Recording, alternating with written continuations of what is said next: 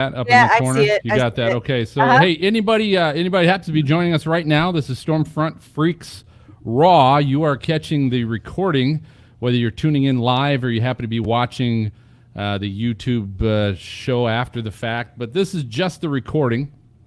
We have the pleasure here on episode 86 tonight. We've got legendary James Spann is with us. So we're going to have a great time chatting with him.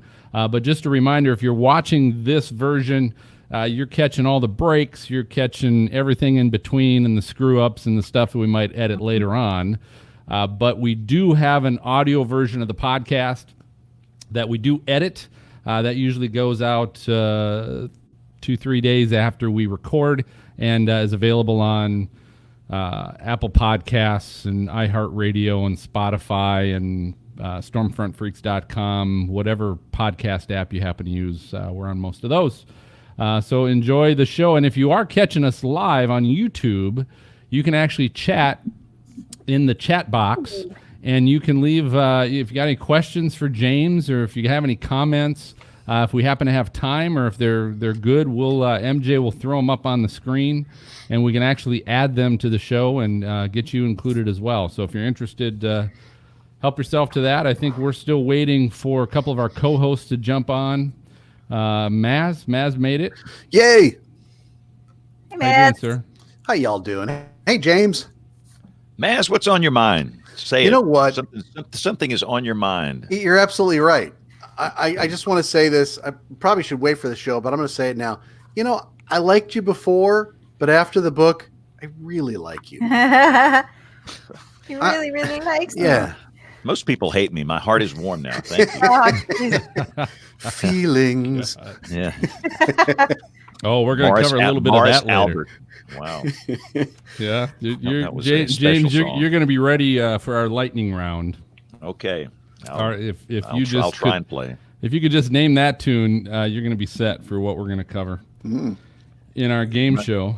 The songs have to be prior to 1980, typically, for me to be good. Before you guys were born. Well, Do you listen to like close. the serious 70s? Yeah, I listen to. I got a weird taste in music. I listen to 70s. I listen to a lot of smooth jazz. It's just like calming to me. I listen to some hip hop, current stuff. I mean, I have a very eclectic taste in music. But the 70s pop rock hits are the soundtrack of my life. Polkas? You like he polkas? was a regular purchaser of the KTEL soundtrack of the month. There you go. You got that right. KTEL. KTEL. Those were some good cassette tapes. I can say Yes. that. Yeah, they had all the hits on those. All right. I worked my way through college and high school at the top 40 radio station. Oh, yeah. In fact, hang on here. I have in my... Oh, Look neat. at that. 45. Oh. These are like some of the original songs I played on my first shift in 1973. Wow. The building was going to be that is torn cool. down, and we got in there and got some of the old records, and this is just like fantastic. It's got You stole mold them. over I mean, you saved them.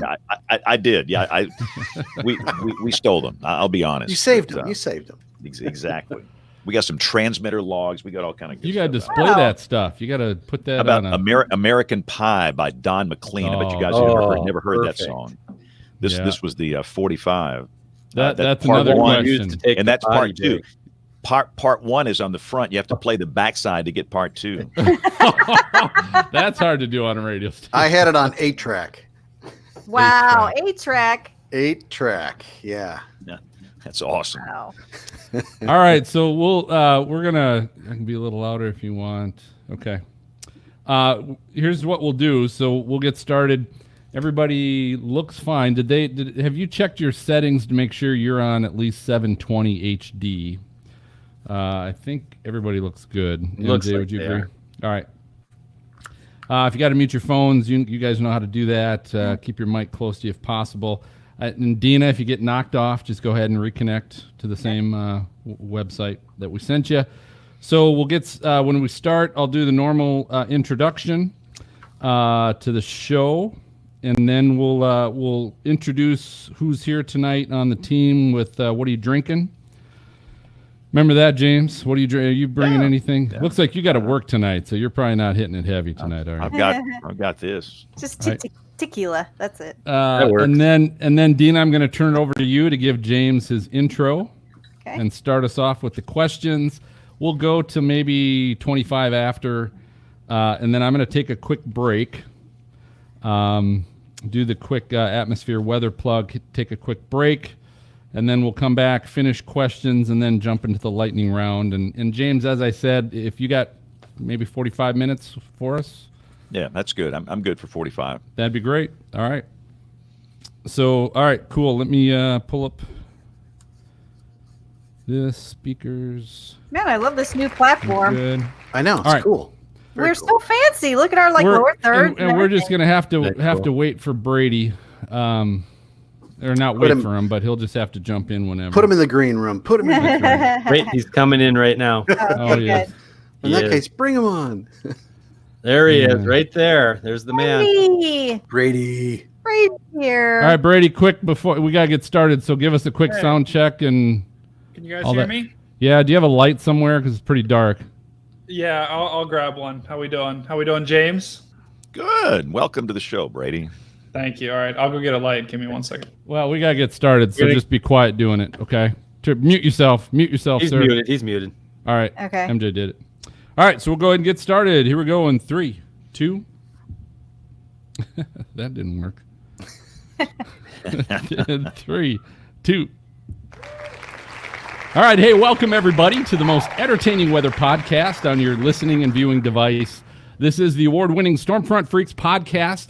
If you happen to be listening for the first time, definitely thank you for stopping by and checking out the show. You got to visit stormfrontfreaks.com. There you can access our library of all of our previous shows with famous guests from the weather industry, like the creators of the Outbreak storm chasing video game and Rick Reichmuth of Fox News, just to name a couple. But tonight, this is episode 86, and we have ABC Birmingham's chief meteorologist, James Spann, is returning back to the show. So, James, looking forward to chatting with you a little bit. You're also going to get to hear us play our game show lightning round with James. And stick around later because we've got our WX resources and our even and ever popular hashtag Weather Fools. But before we get to all of that, we always got to find out who's joining us tonight, who's with us tonight from the team. So every time we record, it's always happy hour. It doesn't matter where you are. We invite you to join us as long as you're not driving or at work. So let's go around the horn. MJ, we'll start with you. What are you drinking? All right, tonight we've got a Captain and Coke. Oh, neat. In a Disney glass. And a Mickey Mouse glass. The common, and I hear they're doing the D23 conference that Disney does every year or every other year. I think this weekend.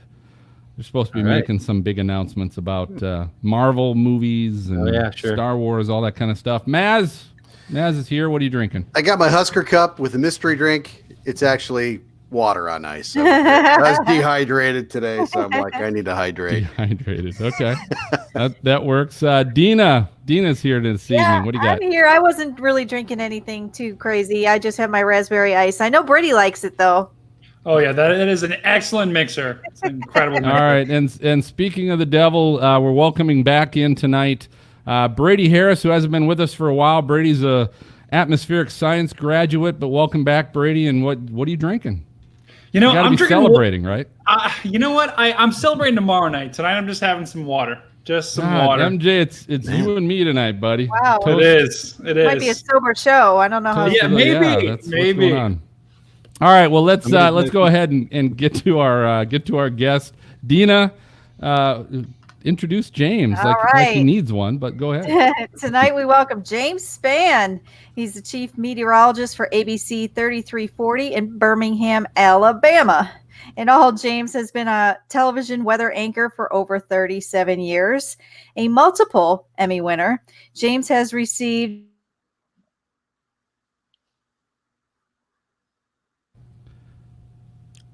And we lost Dina, right? Lost Dina. Yes, I The feel, I suspense. feel an edit Oh. coming on. Power outage. Okay, note, edit. Dina.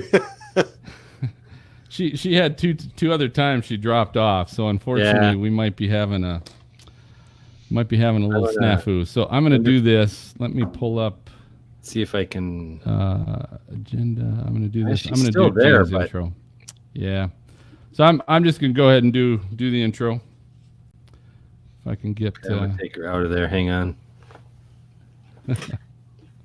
You guys actually edit this show. This is great. See, this is like a bunch of professionals here. You go with the flow. You go with the flow. Yeah, no, whatever happens, you know. Whatever. Till it's like take 37. With this group, that's dangerous, James. Okay, With so this All group, right. So here we go. I saw Brady She's go back. power She's outage. Did you even catch any of that, or did I just cut out? Just the beginning, but you got to do it again. So I'm going to count you back in. Sorry, James. In 3, 2. Tonight we welcome James Spann. He's the chief meteorologist at ABC 3340 in Birmingham, Alabama. In all, James has been a television weather anchor for over 37 years. A multiple Emmy winner, James has received the 2 highest awards in the nation for a broadcast meteorologist. One is the Broadcaster of the Year by NWA, and the other was the AMS Award for Broadcast Meteorology.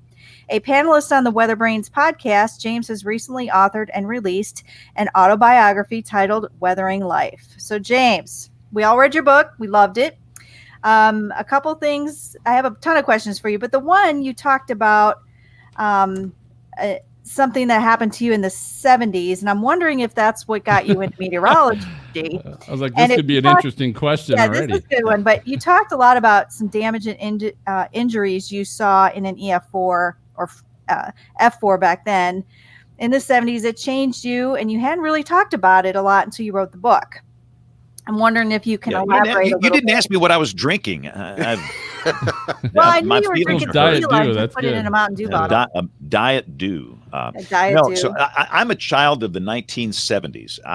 And look, I don't hide my age or everything about me is open. I'm 63, and by the way, I'm just getting started. I have no plans on retiring anytime soon. Good for you. So I'm a child. I'm a child of the 70s, and I really. I guess the best way to put it, and it sounds a little odd, but in terms of weather, I lost my innocence the night of April 3rd, 1974. I had always wanted thunderstorms, wanted tornadoes, wanted large hail and damaging winds. It was a total turn on. It was exciting for me. It was the adrenaline push that I think we all feel. I never thought about the consequences, really. But my senior year in high school was April 1974. And I think everybody on this show knows what happened that night. That was the night of the super outbreak. We had a horrible tornado outbreak from the southern United States into eastern Canada. And at the time, it was the largest tornado outbreak in the United States.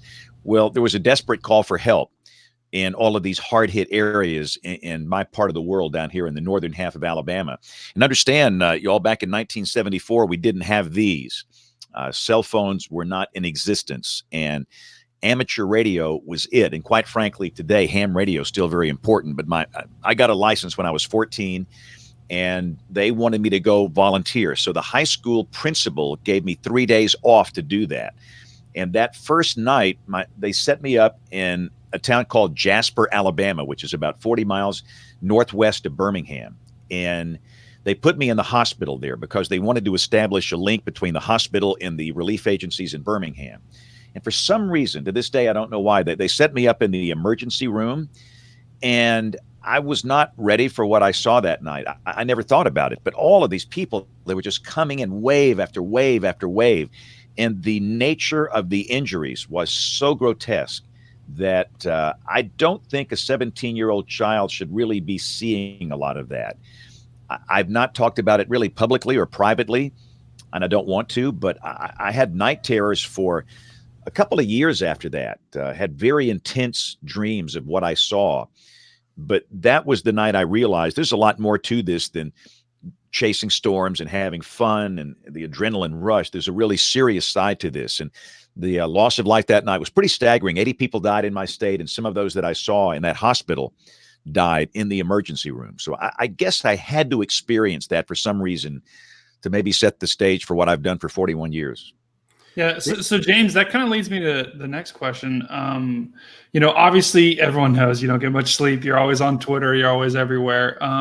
Is that part of what kind of keeps you going? I guess what is it that motivates you to spend all of those hours, just. I think that's part of it. But really what happened to me when I was a child is the main factor. When I was 7, my father opted out one night. We lived in a small town in South Alabama, and my father left and he never came back. He never said goodbye, have a nice life, see you later. He was gone, and he never paid 1 cent of child support. And I have no siblings, and it was me and my mom. And all of a sudden we were broke and we were hurting. But the one positive thing that came out of that deal, in fact, this is my secret. In fact, I'll tell the world my secret on this show here. I am not that good at anything I do. I'm not that good as a practitioner in meteorology. All the volunteer things I do, I'm not that good. But I will work harder than anybody else to accomplish a goal. And that work ethic came as a result of what happened when I was 7. I had to go to work. I cut grass. I would carry golf clubs at the little country club they had here. Anything I could do. And ever since that happened, I've been a fighter and a scrapper, and I work hard. So I think that's the reason I don't sleep a lot. Part of it is just the work ethic that happened when I was 7. And that is the other part, is the fact that some of the stuff I saw back in the 70s lets me know, even to this day, we've got a lot of work to do. And of course, the other problem now, for years and years, I worried about being on television in the evening. But that is the least time consuming thing I do. Now with, the digital stuff and phones, it never turns off. So you have to be producing products and services all the time. So I sleep about 3 hours a night during the week, which is probably not healthy. It ages you. I mean, I know you're only 30. I'm only 27 years old. This is No what way. James, since you were last on our podcast, you haven't aged a day. So James, that needs to be your next book. You're talking about work ethic. You need to write a leadership or work ethic book, although they're all over the place, but that would be good. But hey, so I want to jump to, you talked a little bit about your father. Well, in the book, you also talked about 30 years later finding him and going back to see him. I recently saw a documentary on TV on Netflix, and part of it was a very similar situation. A guy that searched out his father, who left him and his sister and mother at a very young age, and he went to find him. And that's not initially what the whole documentary was supposed to be about, but it became a focal point. What were your thoughts? So, I mean, before you went knocking on your door, what were you thinking at that point? You hadn't seen him for 30 years. Yeah, of course, I tried not to think about him, but the truth is, deep down inside, he haunted me probably every day. I wasn't totally aware of that maybe, but I knew if I didn't resolve this it's just not going to work. I needed to do that. And I'm very thankful, because a lot of people don't have the opportunity to do that, where a parent just leaves and you're abandoned. You don't have the chance to go confront this person face to face. And for me, what I needed to do was to tell him that he's been forgiven. That was the urgent need for me. I needed to tell this man, you have no problem with me. I've forgiven you for what you've done, and I need you to hear that. And so I was very fortunate in the fact that I got a chance to see him that one time. It was not a good experience, but I'll say this: when I looked this guy in the eye, this door opened up, and at first nobody knew who he was or where he lived, but we knew he lived in the area, and we kept knocking on doors, and finally somebody knew. And they said, go around the corner, go to this house on the right, and we did that, and I knocked on the door, and it opened up, and I was looking at my father for the first time in 30 years. He abandoned me when I was 7. And understand, y'all, he crushed me like a bug on a windshield. You don't know how bad it hurts until it happens to you. And when I looked at him, some things happened. First off, some of the stuff I was fighting was kind of taken away. I used to be a hothead. I mean, I was full of hate and anger and rage. I'd be the kind of guy that'd call up a TV station mad because you cut off some TV program. I was eaten up with that. And at the same time as that was leaving, things that came back were really special to me. Memories of me and that guy doing things before he left when I was 4, 5, and 6 years old. He took me to Montgomery He took me fishing in Georgiana, stuff that means nothing to anybody, but it means the world to me. So I've got those memories with me, and you can't steal them from me. And I cling to the hope that maybe he loved me. I don't know if he did. He never, ever, ever told me that, but I cling to the hope that he did. But the encounter was not good because he was drunk. He had a condition called alcohol dementia, which basically means after years and years and years of chronic alcohol abuse, it was bad. It was like talking to a wall. But I said what I needed to say. The encounter had to happen, and I was a changed person because of that. I really liked reading about your faith that you just put out there. I was just so happy to hear that. I mean, I felt like there's a few things I really enjoyed. Number one was really getting to know who you are and the stuff that you went through. And we're not that far off in age. So when we went back to the LFM and the NGM and all that, I was like, oh, that's right. I forgot the paper was wet, you know? Yeah. It was just amazing. So I got to relive a lot of that stuff, and I appreciate that. But I think this is a book. It's just really good on so many levels. It's good for people to read because it gives you an idea of what you go through, the craziness of the business, where you can go. But I have to say, even though you've had all that pain and stuff, you've had a blessed life, man. Mm-hmm. You really have. I really have. You know, and the weird thing about me, I've never applied for a job in my life. You know, it's that like I'm far. When you wrote that in your book, I'm like, you never did a resume or anything? That's crazy. I've never filled out a job application. Wow. The first time I got a job at this radio station, which was really, I cut grass. I've been working since I was 7, but when I went to that little radio station, that they called the high school and said, is there any kid that's willing to work really bad hours for minimum wage? And they gave him my name because they knew I needed to work. That's good. And I went out there. I didn't fill out anything. I didn't do anything. They just said, show up tomorrow morning at 4:00 before school, and we'll teach you how to do what you need to do. And all of these other jobs, it's just come that way. So yeah, I've been very blessed, and I could live my life a million times over, and this whole thing would not happen exactly this way. And I keep having this nightmare that one day somebody's going to say, man, you got to get a real job. And, you know, I have never worked a day in my life. And that is so true. I want to say Truett Cathy originally said this, but if you love what you do, you will never work a day in your life. I've been doing this 41 years. I can't wait to come to work tomorrow, to come in this store and be able to tell a story about weather across all these platforms and get paid to do it. It's been an amazing ride. And the amazing thing too, you know, when I was in high school, nobody said this was a viable career option. I don't know if you guys, you know, had to do this, but you go see the guidance counselor in high school. Oh yeah. And this lady, you know, you took some little test, and she said my 2 big choices for me would be forestry or funeral home director. Hey. So construction worker. Yeah, there you go. Yeah, those related even. So but I did think, you know, well, you're always going to have people that pass away and you'll have trees around. But, you know, the 70s came about, and a little TV station in Tuscaloosa offered me a job. And I've been working in radio for years, just working my way through high school and college. And they say they heard me do some weather during those horrible, horrible events in the 70s. And we had just nonstop extreme weather.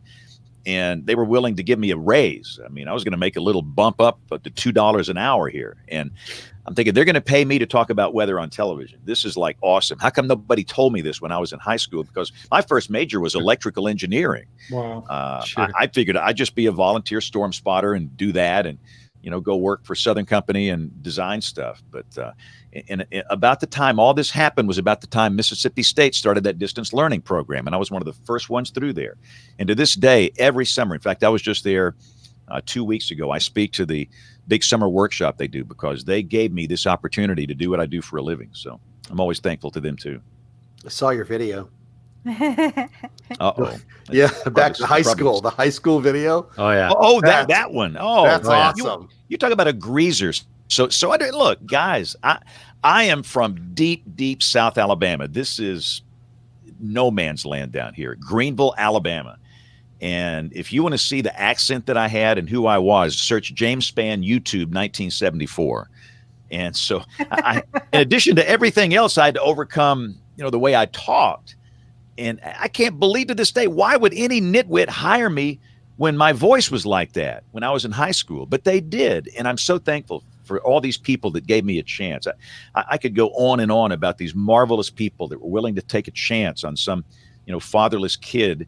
And I will never forget those people. And that's why I try in my old age to turn around and do favors for young people today, because a lot of people sure helped me.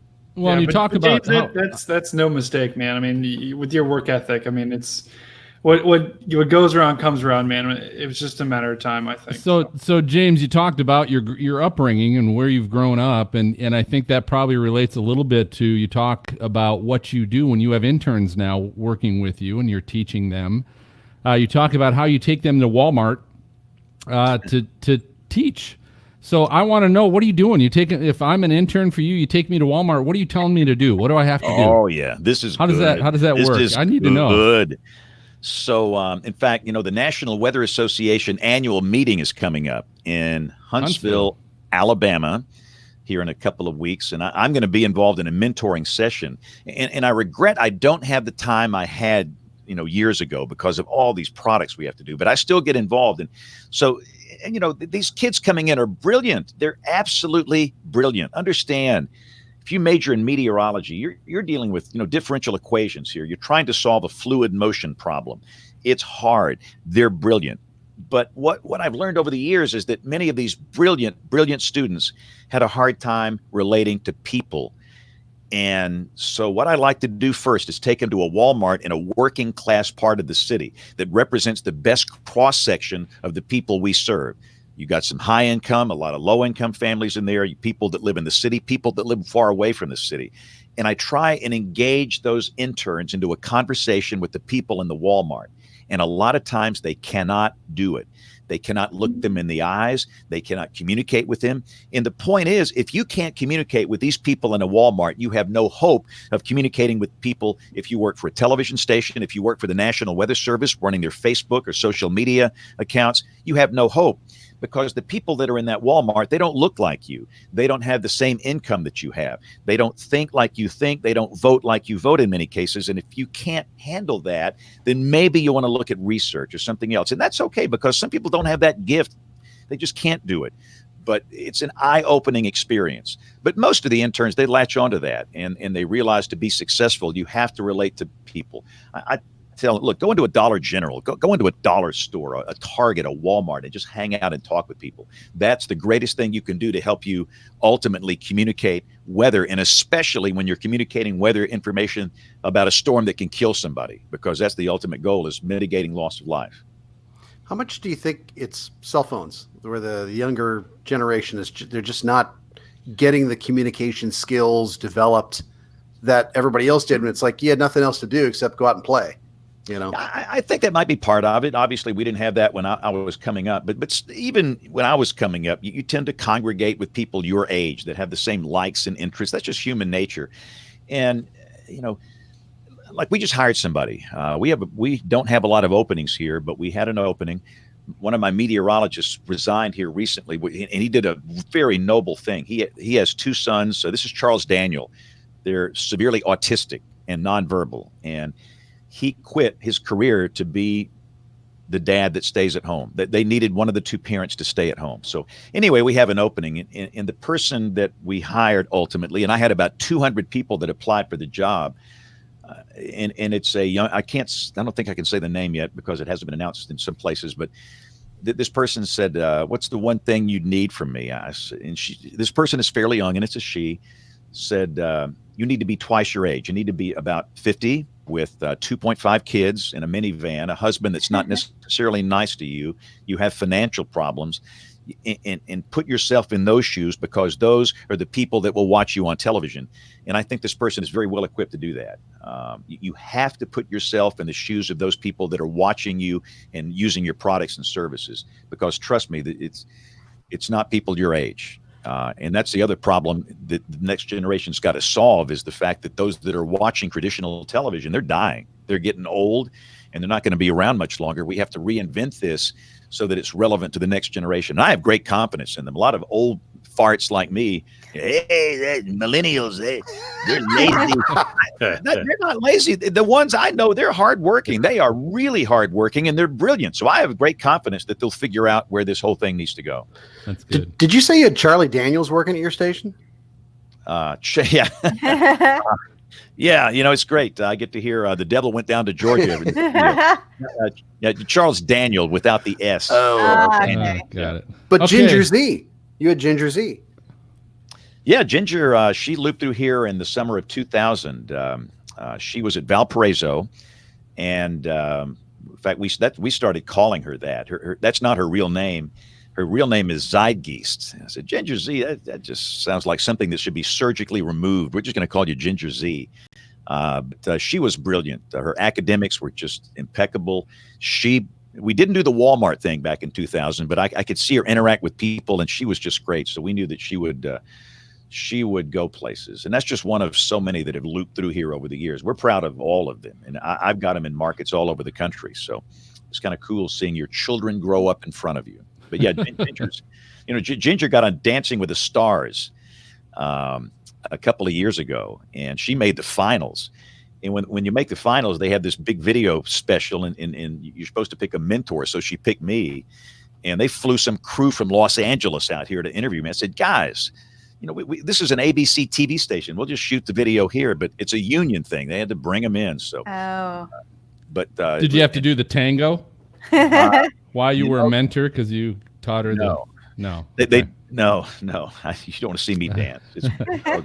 Well, hey, so I tell you what. So weather apps are a dime a dozen. James, what do you call them? What do you call the dime a dozen? Crap apps. Well, I'll tell you what. The exception to that rule is atmosphere weather. There's so much information that you can find on one screen. This is my daily go-to weather app. I can find everything I'm looking for right on one screen. It shows you a dial for the day. At the bottom of the dial is 12 a.m. At the top of the dial is 12 p.m.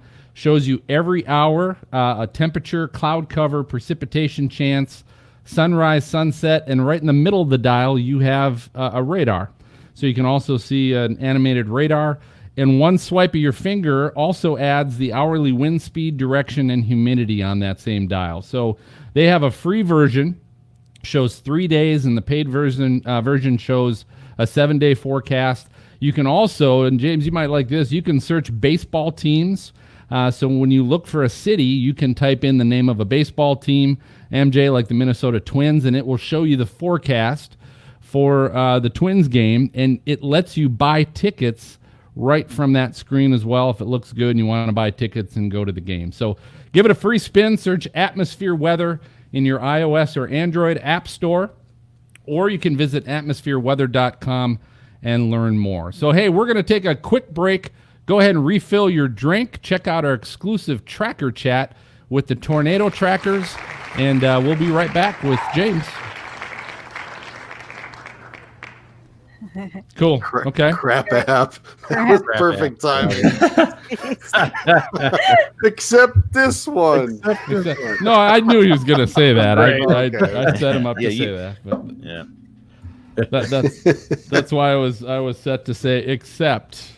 Here's the exception to the rule. So, all right. Anybody got any questions before we come back? Yeah. Good? So, James, are you okay talking about the smell of death or the scent of death? I'd never heard that before, and I was riveted reading anything in there. I'm good. Yeah. Okay. Okay. Hey, MJ, we got anybody checking in live? So people are happy to see Brady back. Oh, Brady. Brady. There's Parker. Says Cats everywhere. Oh gosh. Oh, that thing at the bottom is so cool. Let's see where That is else. cool. We're so upgraded. famous I now. like this. Sorry, there was another one. Wait, Rick. Oops. There, Rick came back. Is Maya's playing trick on me, or is it Brady? Aw. Wow. Rick, Nice. thanks. Good to be back, man. That's cousin Rick, isn't it? There you go. Yeah. Thanks Good, everybody out there watching us. Yep. Glad to have Thanks. You got any questions for James? Type them in if we got time. I think we got a ton for him, so we might have enough to Might not cover. be enough, but we'll But see. so all right. So we'll go ahead and we're going to come back from break. I'll start with another question, and then we'll go through a few questions for about maybe 10 more minutes, and then we'll go to lightning round and take a break out of lightning round, and then we'll be good with you, James. Okay. Okay, great. All right. Excuse me. I was like, All right. thanks a Okay, lot. so here we go. We're coming back in 3, 2. All right, welcome back, everybody. We're with legendary Alabama meteorologist James Spann. Now, James, I'm going to change it up here a little bit. I did tease about this in our Twitter feed before we were recording, but the one part of the book that actually got me laughing out loud was you talked about a pseudo spring break trip that you took. And you have to understand, James, while I was reading your book, by the way, it's called Weathering Life, James Spann. It's from Crest Publishers. But while I was reading your book, I envisioned you as you are now telling all of these stories. So when all of a sudden I heard the words poop and brute cologne, I busted out laughing. So you got to tell a little bit of your poop story, because it was hilarious. So this was the summer of 1976. I had just turned 20. And I think at some point everybody goes on a trip to Florida or somewhere and you do some stupid stuff. So we went to Daytona Beach. You guys ever been to Daytona Beach before? Yep. So a couple of it, I think we had 5 on the trip. A couple of them found some joint where they were like mixed drinks were a nickel or something. They were really cheap. And so they partook of the drinks, and they came back in an inebriated state. And I've never seen anything like it. I mean, it was horrific. The whole thing was a nightmare. One guy was so drunk. When they started fighting, the 2 guys were fighting. And as they were fighting, one of the guys had pooped in his pants. And it was like in his underwear, and it was just like sagging out of here. I probably shouldn't even be talking about this on this show. This is nasty. Senior poopy pants. And it was, I don't even want to get into the gross details, but after they kind of passed out, we didn't know what to do. It was horrible. It was like a cesspool in this room. So we started sprinkling brute cologne on top of everything. Where that stuff had, and so you had this poop God. And brute cologne. There was a little patio out there. So we finally went out there, and those of us that were not involved in that slept on the patio. But we should have tipped those poor, people, the housekeepers, massive amounts of money to clean that up. Did somebody try to put in the sink?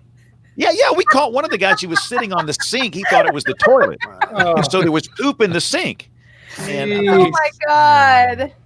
I mean, what's the matter with you? I mean, none of that. Good old summer of whatever that was. You can't even wash your hands afterwards. No, it's like, I mean, you needed some guys in the space suits, the decontamination suits, to come in there and clean that. It's just a typical guys' weekend. Everything, James, everything in the book seems to be. I should do a search of how many times you said the summer of. I mean, your whole life story seems to be based upon the summer of something, the summer of this year. Why is that? Yeah. Why is your history based on the summer? It was the summer or the spring of. The spring of would be the severe weather, and the summer would be the fun stuff, sure. I guess. But and I'll say this: I did live in a small town in South Alabama called Greenville. But what happened? We moved to Tuscaloosa when I started 5th grade, and as you know, Tuscaloosa is known for weather. And I just think that. Look back on it, and as painful as a lot of that stuff was, if I didn't move, I probably would be an engineer doing that stuff, because I experienced all this active weather in the 1970s in West Alabama. So again, I think it was just part of what needed to happen for me to do this. It all adds up. Yeah, the first time I saw a tornado damage, it was ending my junior year. We talked about the super outbreak and the stuff I saw that night. The year before that, May 27th, 1973, we had a horrible F4 tornado that hit a town southwest of Tuscaloosa called Brent on a Sunday night. And again, they sent us down there. We were one of the first groups into that city. I've never seen anything like that. The darkness, the eerie feel, the smell, everything. I've never seen anything like that. We stayed there for 3 days with the ham radio gear, but that was the first time I'd really ever seen tornado damage. It was, to this day, I remember it like it was yesterday. 5 people were killed in this small town. 1 man was killed in the Brent Baptist Church. His name was Andrew Mitchell. And we got in there, and goodness gracious, I don't know if you guys have ever been into a tornado zone within maybe 15, 30 minutes after it happens. You'll see a lot of stuff that you're not going to see the next day. again, it was not the vivid event like the next year, that hospital event in '74, but still that night was remarkable. You talked about the smells, which is something that you don't usually hear people say. You know, it's a video that you're watching, and you know, Paul Harvey was a great storyteller, but when you started talking about the smells, you really had me. I was trying to understand some of the descriptions that you had. Can you be more clear? Like you even mentioned like the scent of death. Right. A lot of the first responders have called it the scent of death. When you come into a tornado zone where there's loss of life and there are human bodies, they describe it. And quite frankly, nobody to this day knows exactly what it is. We know that part of it, and it was a very, very distinct odor. And again, that's the first time I noticed it was 1973 with this Brent tornado. Part of it is pine trees. We have a lot of pine trees here, and that's part of it. But the other part, it's this sulfur type odor. And the bizarre thing about this, and everybody describes it to me, they did back then, these first responders, that this will stay with you for a few days. And it did. You can take a shower, put on clean clothes, and it's still present. And after about 3 days, it tends to fade away.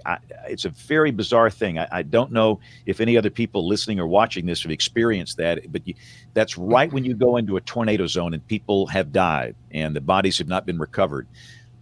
It's downright eerie. It's like something from the pit of hell or something. I don't know what it is. But in my position today, I'm paid to stand in front of a green wall in this TV studio. So I will go to these tornado disaster areas, but typically in the days following, where everything's, obviously the bodies have been removed and it's not there anymore. So that was my one time dealing with that. And I did notice it the next year in '74. We went to a town called Guin, which was hit by an EF5. Of course, back then it was an F5. And I noticed that same odd odor, the scent of death. And to this day, I just don't know what a lot of that is. I've watched a lot of old Westerns, and they used to talk about that. He's got the scent of death on him. And I was like, what the heck are they talking? Now it made sense after reading your book. I was like, oh, okay. Yeah. And you've actually survived a couple of near-death experiences yourself. Yeah, I, the one of the ones that just to this day, it's pretty remarkable. When I worked at that small TV station in Tuscaloosa, you did everything. And again, I did weather, yes, but you also covered news. You cleaned the bathroom. You changed the teletype ribbon ink. And you guys don't even remember teletypes. Those things were awesome. I wish I had a teletype machine at my house. But you changed the ink and you do all this stuff. But there was a wreck on Interstate 5920 near Tuscaloosa. And they said, you need to go down there and get some video of this. So I went down. It was about 10 miles southwest of town, and it turned out it wasn't a big deal. A pickup truck had hit a bridge abutment, and there was a state trooper car there in that pickup truck. So I said, well, I'm here. I'll get some video, even though this probably won't even make the news. So, and I was in my own personal car. We didn't have news vehicles, and I got the camera, and this was back when ENG was brand new, electronic news gathering. This was not a film camera. This was videotape, and the batteries had died. And that really made me mad because I had charged 2 new batteries. 2 batteries were fully charged, and somehow one had discharged. I'm thinking, well, great. So I went to get the other one. So put the other one in and went to turn on the camera to shoot that wreck. And the second stinking battery was discharged. They were both dead. I had just charged these. And I was really fuming mad. I'd come all the way down there. I was going to bring back nothing. And about the time I threw that equipment in the back of my car, I heard this noise. I was parked on the side of the road, and this 18-wheeler came barreling through there at probably 70, 80 miles an hour, full speed, no brake. And he hit the original pickup truck and a state trooper car, and the whole thing exploded in fire. And if either one of those batteries would have been working, I would have been there shooting that original wreck with my back to that 18-wheeler. I would have been killed instantly. There would have been no pain. And as it turned out later, we learned that the driver had fallen asleep. The state trooper had to jump off this bridge. The guy from the original pickup truck, he had to jump off the bridge, and they had pretty serious injuries because of the length of that fall. But I should have died that day. That was in the summer of 1978. And to this day, I'm not quite so sure why I survived that or why I'm here. But I do think that my grandmother had died at the same time, and my mom would have had to bury her mom and me within 2 days of each other. So maybe it was to prevent her pain. I don't know. That's a guardian angel. Yeah, seriously. Yeah. And again, I don't throw miracle out easily. I really don't, but that was some type of providence where for some reason I needed to stay here. It was just amazing. I felt like it was for you too. Yeah. And it's funny. I was mad because, I was going to come back to the station with nothing. I came all the way down there, nothing. And about the time I threw that equipment in the car, the whole thing exploded, just massive flames. I mean, it was horrifying. So James, I think we've got time for one more question. What is you've had a very, very long and successful career, more than, most in the industry. Do you have a North Star you're chasing, or, have you already accomplished all of your goals, or do you still have more goals you're trying to shoot for? Or I'm always curious with people that are, what I would say at the top. Do you have something else you're chasing, or what's the future, All I'm concerned about is this high loss of life during tornadoes. We've got to fix that. We had a deal this year, 2019.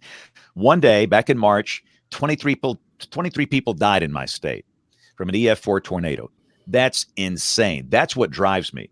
And we're not there. I had a good feeling about it because what happened, down here 8 years ago, in one day on my watch, 252 people died from tornadoes.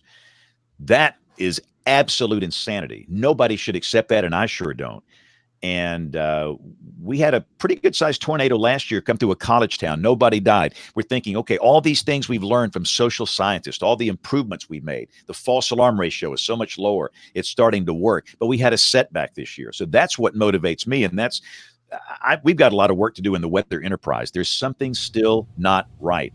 And this is a hard issue because in the case of what happened in March of this year, many of those that died in mobile homes, trailers. And it is what it is. People will continue to live in them, and they offer wonderful, affordable housing, but they're a death trap during a tornado. So as a weather enterprise, we have to come up with something. Maybe it's an intermediate type message between a watch and a warning to get those people out of there. So that's what motivates me. And there's a whole lot of work to do, and I mean a lot. Yeah. And my priority in my career is to try and fix these problems because there's too many people losing their life. Yeah, I mean, all you have to do is go to Walmart and talk to people about their perception about weather, and you'll know there's a lot of work. Well, hey, that's the sound. It is time for our lightning round. So this is our game show of flashy questions we always have with our guest. We always invite everybody else to play along. But James, tonight, so you have a history. You did what anybody in radio has always dreamed of doing, which is buying their own radio station at one point. Yes. What year was that you bought your own radio station? This was 1986.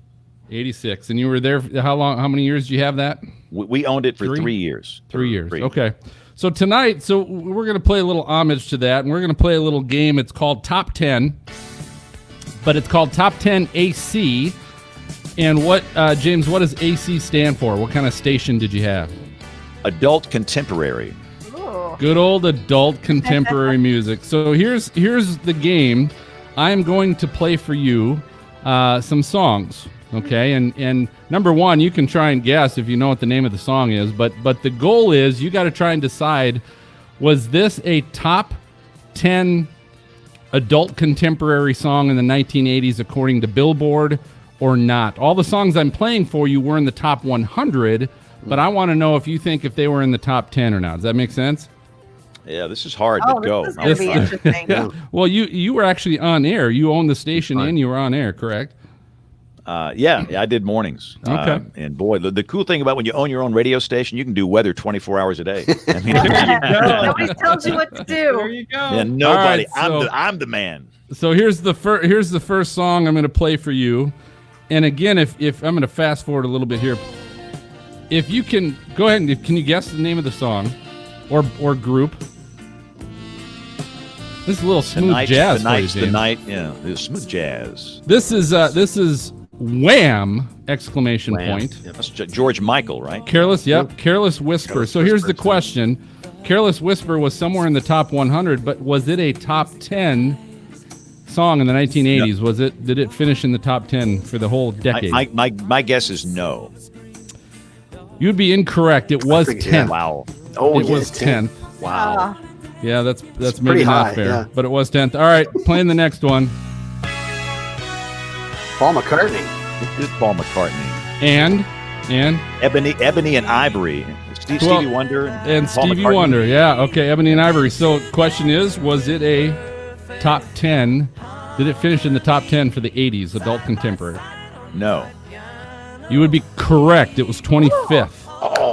That was 25th. So good job. All right, moving on to the next one. Brady, you might know this one. Oh, this is the Rick Roll song. Rick Astley. You got Rick rolled. We've been Rick rolled on this show here. There we go. Wow. So this was a 1980s contemporary hit. It did finish in the top 100, but did it finish in the top 10, James? No. And that would be correct. It was 60th. 60. This is 60. a famous song. That was Still a Rick good is tune. more popular now than he was back then. That's true. I would agree. All right, here we go. Here's another one. This is Lionel Richie. Lionel Richie, right? Good job. Hello. Yep. This is Iggy, Alabama. Okay, so Hello by Lionel Richie. Was it in the 80s top 10? This was a top 10, yes. You are correct. It was second. Nice. It was second. That's good. You had that one down. All right, next one.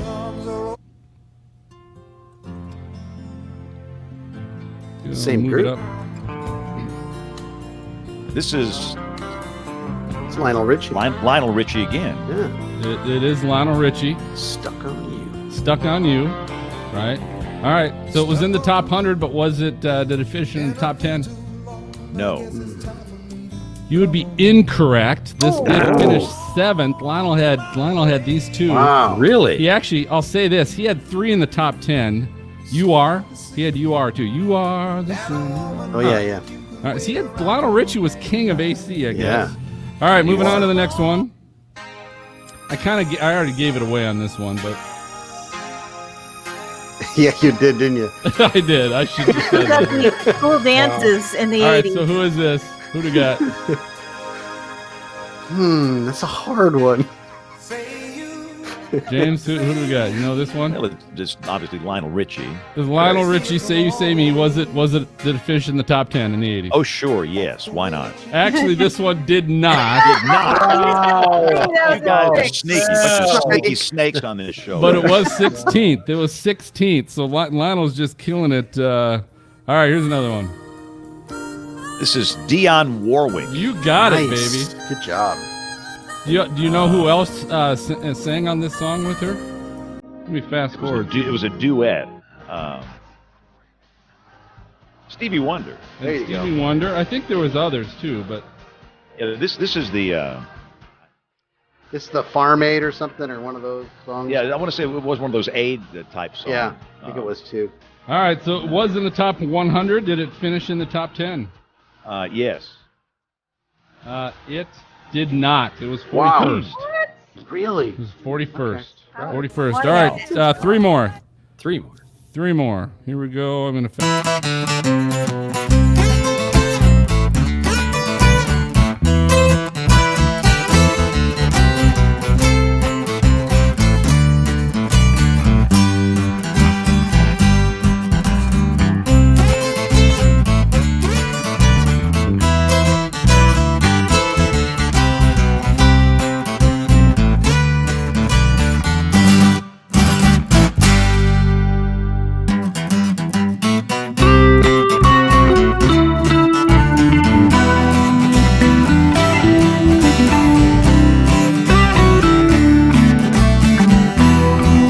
Sometimes learn not what you want to something. learn, but you know. Yeah. All right. 2 more. 2 more. This is Jefferson's Starship. Starship. Or maybe What's that? they just called themselves Starship back in the 80s. They were the Yeah. Jefferson Starship back in the 70s. Weren't they Jefferson Airplane? The name of the song is called Sarah. Sarah. Um, Yep. Were I they was actually Jefferson Airplane first? it was Jefferson they started Airplane. Then Starship. I was actually in Dallas on Channel 4 when this was popular. I was listening to Ron Chapman on KBI LFM. I would say that was not in the top 10.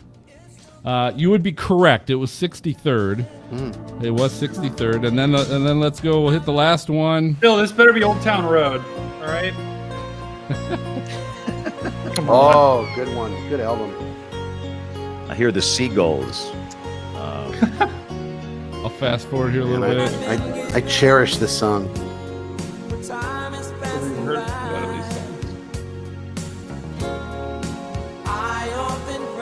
So this is Cool in the Gang. This is not my favorite Cool in the Gang song. No, by but any it's pretty stretch of good. the Too Hot was their greatest song. Let's Cherish. Cheers. Did this finish in the top 10? No, this was not. No. And you would be incorrect. Whoa. It actually finished. This baby was number 1. No way. Number way. 1. Place it. Yep, number 1. So anyway, you did a great job. You knew your AC, adult contemporary music, James. I'm Next impressed. time, let's do DC. DC. Or 2000s. All right, James. So do us a favor. First off, tell us how listeners can find your book. Yeah, it's going to be on Amazon after Christmas, but if you want it now, it's on the website Spann Book. I have 2 N's in my name, spannbook.com.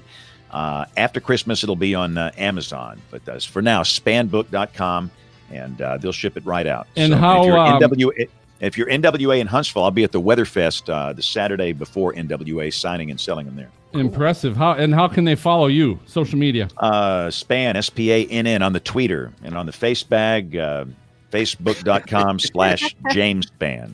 Very good. And Unless you're a troll. unless you're a And, troll, leave them and on the alone. gram, it's Spann WX. No trolls.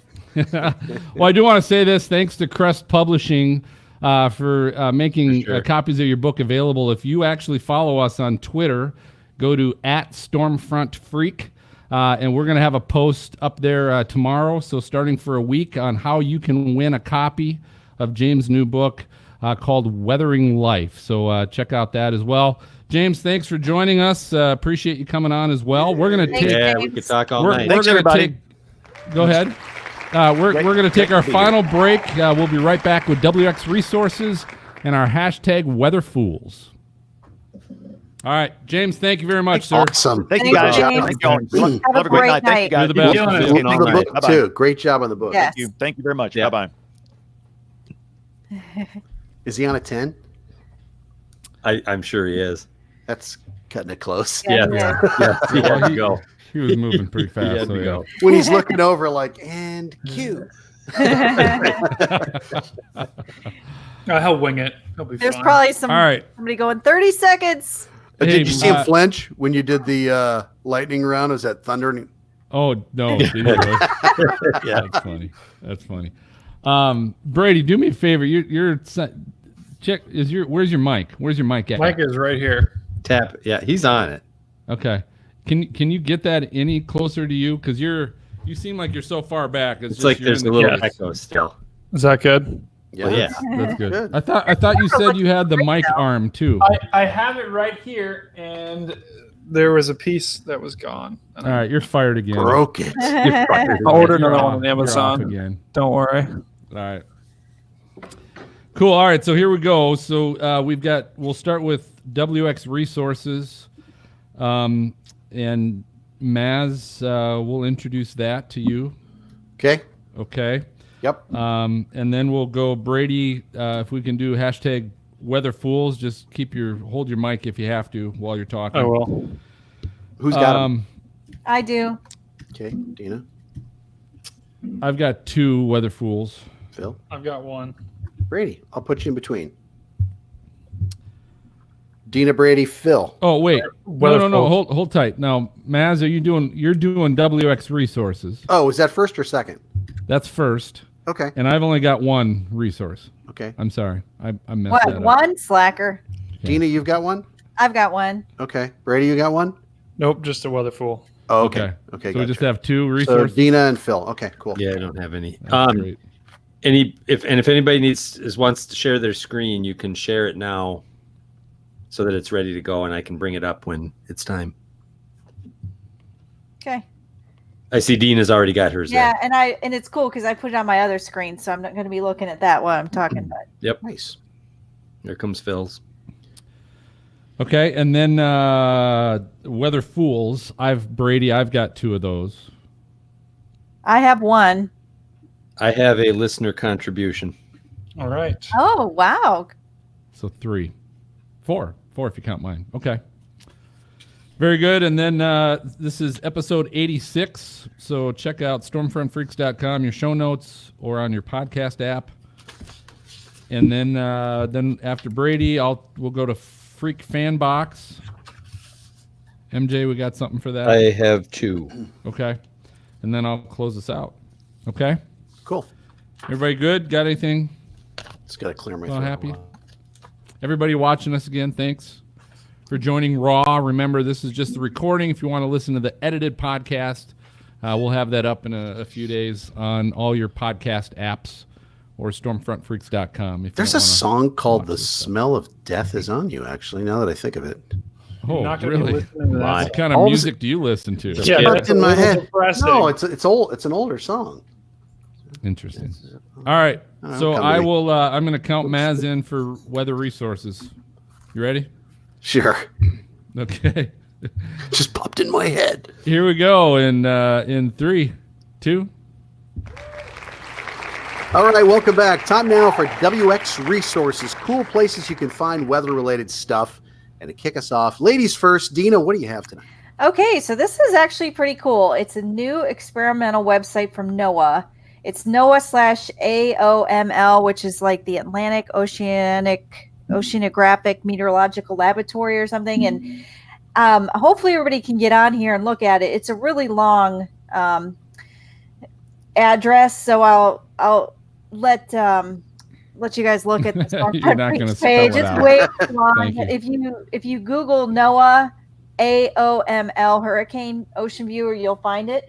But what's really cool is you can look all over the world, and you can put different layers on here. You can put hurricanes, which are experimental, and turn that on. You can turn on this. I like the sea surface temperatures. Like I turned on the hurricane experimental, and you can see the invest that we have down like near the Bahamas, and then Tropical Storm Ivo. But you can move around and look anywhere you want.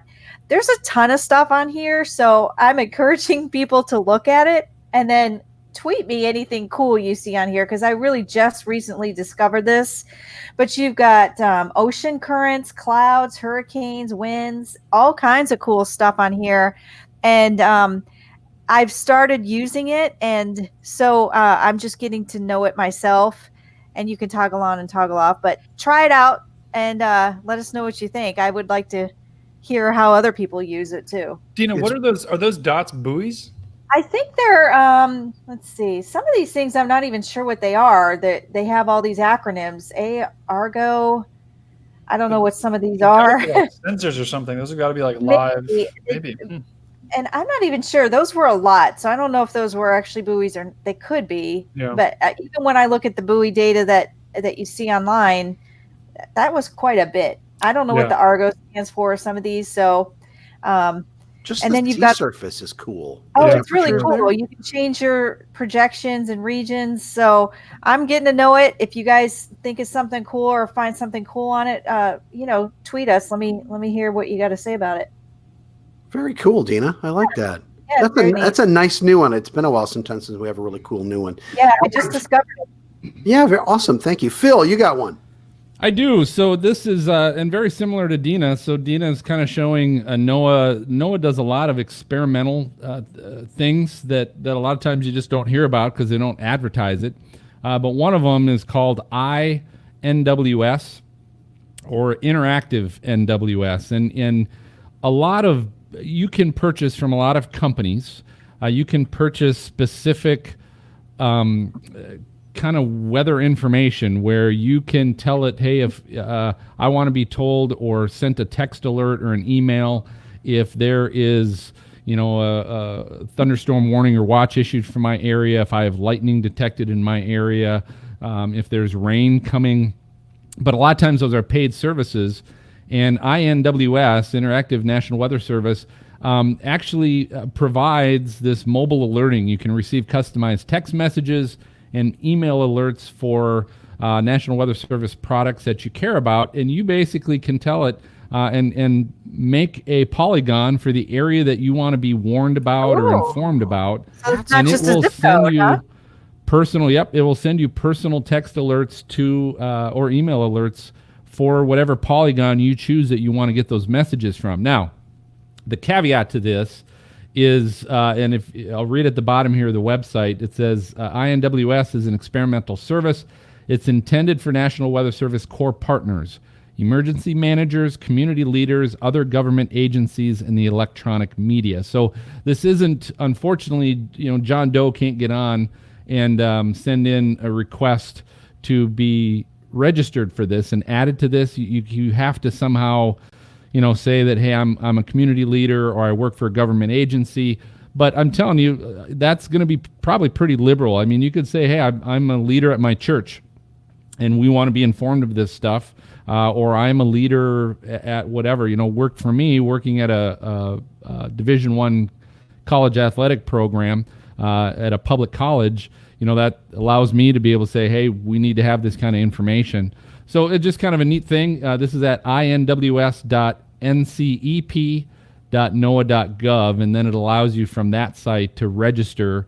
And then if you get chosen, they'll send you that information. That's really cool. I like that concept. It'll be interesting when it's out there in the future. I wonder if they'll please send your donations to, something like that. But anyway, so in case you missed those links, you can go to stormfrontfreaks.com, go to episode 86 in the show notes area. You'll be able to see that, or on your podcast app to find out those links and the videos. All right, back to you.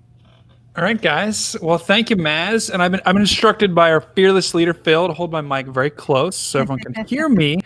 Guess what time it is, guys? It is time for Weather Fools. I know this is everyone's favorite part of the podcast, where us as Stormfront Freaks are going out on the internet. We're going out wherever we can find someone that did something silly, stupid, or just downright foolish, and it involves the weather. So I know Phil's dying to share his weather fool this week. Phil, what is your All right, I've got two this week. So both of them are from Twitter, and one of them is actually this is Vian, Oklahoma, but this is on the Twitter feed of @5NewsMatt. This is Matt Stanridge, who I believe is a meteorologist for 5 News in Oklahoma.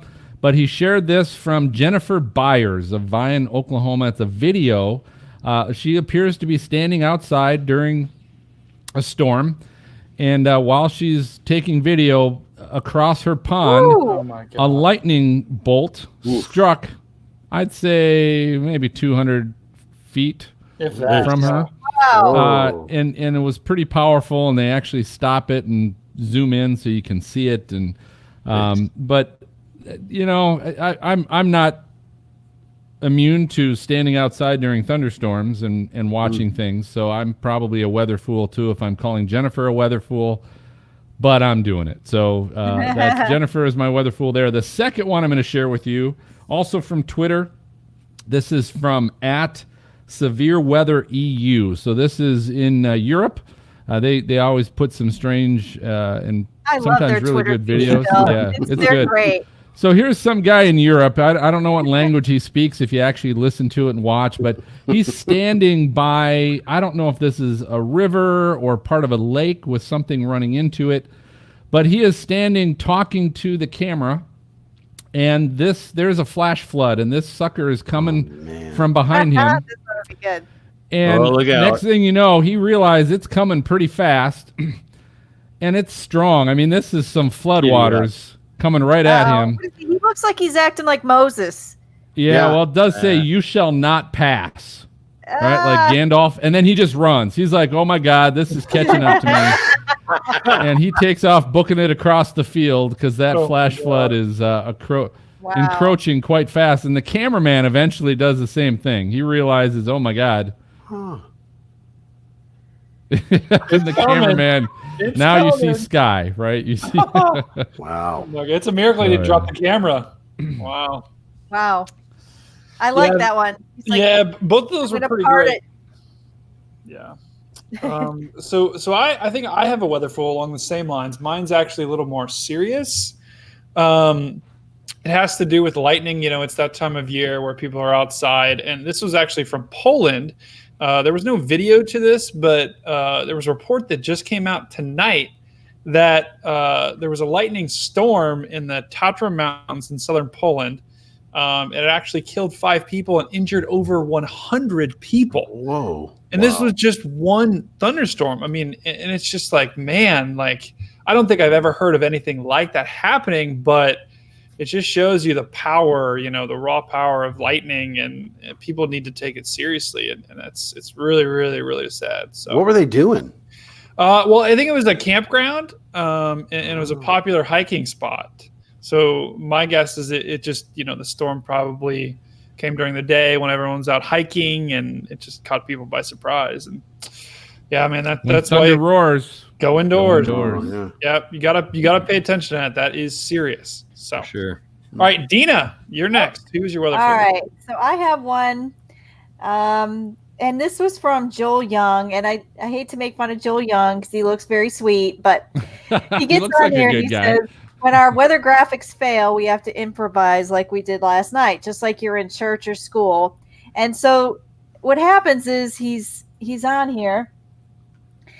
He has to talk through the forecast because his weather system died. He's got no graphics. He's got no graphics, but I'm thinking, buddy, this is when you you have an IFB in your ear. Tell the director you need time to reboot it. And so he's talking about this. He's like, follow along like you're in church and like you're opening your Bible or you're in school and you're opening your book just like you're in church. And that was what? that was killing me. How is that like? I don't know, but it was one of those things like, you can get around these things. Yep. You can move segments quickly, talk to the director and the producer and so forth, because the weather person's usually kind of off to the side unless there's something breaking.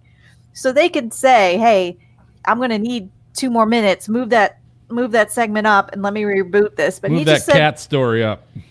Yeah. There you go. Boom. Show some puppies. I will reboot my system. But I just laughed. He's like, just pretend you're in church and you're going to open your Bible.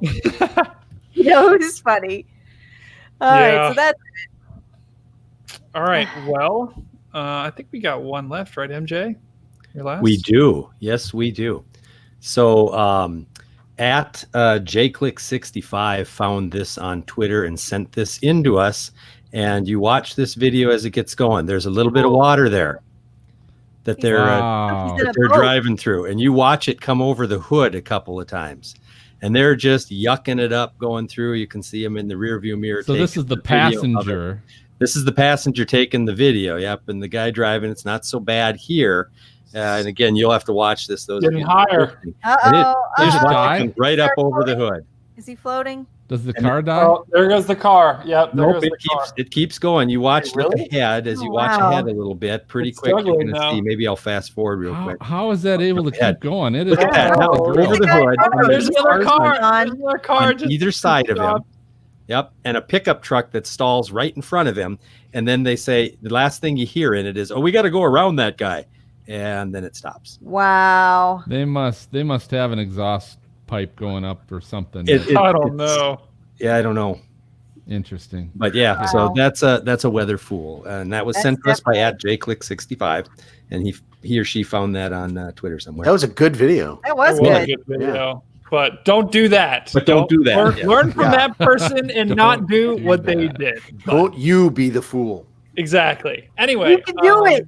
Yep, exactly. So I think that's it for the Weather Fools, guys. If you want to check out more or watch the videos again, you can go to stormfrontfreaks.com, check the show notes section, look for episode 86, or you can check it out in your favorite podcast app. And that wraps it up, Phil. Take us away. Very good. All right. Well, hey, it's time to go ahead and check our inbox. Send me a postcard, drop me a line. You've got mail, baby. Yeah. All right, MJ, what do we got? We got a couple of mails, and they got some visuals for those of you who are watching this episode to go along with it. At Media Ardent sent us this, said just wanted to share some weather from last night here in Kansas.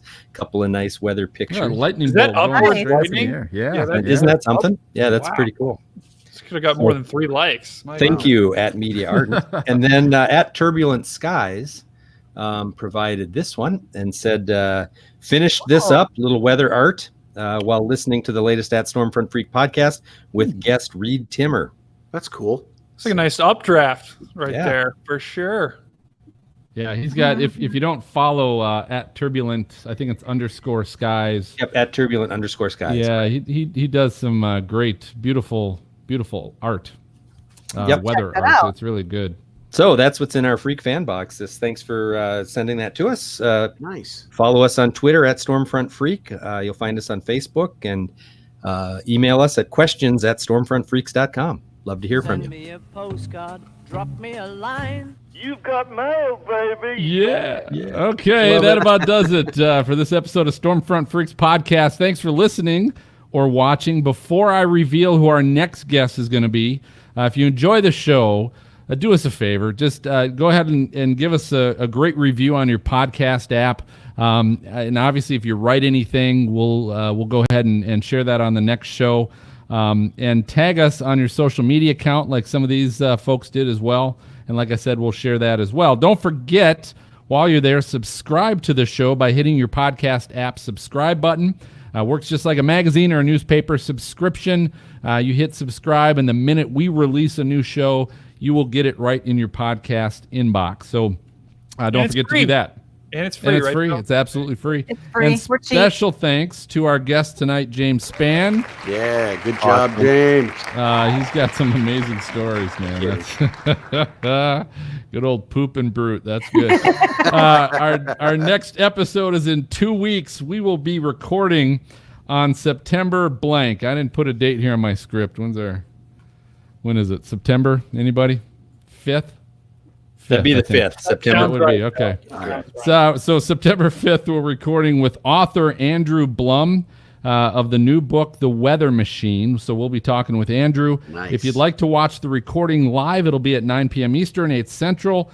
Check out our YouTube channel by searching Stormfront Freaks. So for MJ, for Maz, Dina, and Brady, welcome back, my friend. I'm going to go ahead and signal the all clear, and we're going to go ahead and catch you guys next time. Good night, everybody. Good night. Good night. Wow, you got some excitement going there, Dina. It's like Phil. That was a good segment. Are you still slowing everything down? No. Oh, that was Well, funny. I sometimes I will do that still personally when I listen, because I listen to all of our shows just because I can listen to go, oh, crap, I sounded horrible there, or I need to get better at that, but when we do the what are you drinking, every once in a while I'll still do the half speed, and it's that's hilarious. Have you heard that, Brady? No, I have not That's heard funny. that. You have not heard that. Well, just Give me an Brady. episode. Give me an episode. Give was you an that? episode. It was like 2 episodes ago or 3. How about we just do the most recent Truly one. recognized authority in severe Oh, there's weather Dina. holds the Yeah. All right, so here we go. Wait, what are you doing? I'm doing the half speed I quick. think that's brewed in Michigan, correct? Yeah. Here we go. Go here. Here you go. Read that right there. Jen, what are you drinking? Oh, that's great. That is fantastic. Oh my god, I'm a hardcore triple X geez. vitamin water. Oh my god. Oh my God. Oh, Ooh. wow. Jen, Next time I'm on, I'm I definitely didn't bringing have a drink. No, I'll my give you guys some computer gold. was going crazy. You're my best I didn't have friend a chance to make myself ever. a drink. If I were drinking right now, I think That's I've got hilarious. But Oh, I'm that's telling you, in the Oh, here's summer, Kim. these things are can't hear you guys. so Hold on. Oh, that's funny. So this is from Stone Brewery and enjoying a citrusy. Where's my iced keys? tea right now. Very nice. All right. Very and we tell our guests we don't have a real green room because if we did, it'd be fully stocked. We drink it all. But we don't. So there you go. So yeah, Oh, you guys that's play great. half speed That when is we do what he did. great. All right. Hey, gang, quick thing I'll share with you guys as well.